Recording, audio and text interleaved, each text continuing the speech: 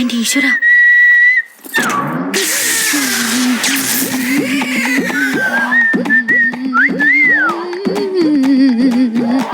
എന്നെയാണോ? എന്നെ തന്നെയല്ലേ?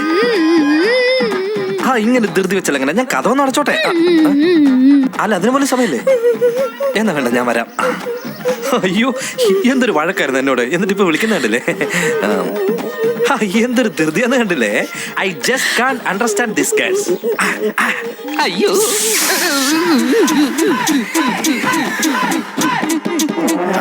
നിനക്ക് സോപ്പ്. ഇനി നീ എഴുന്നേക്കരുത്.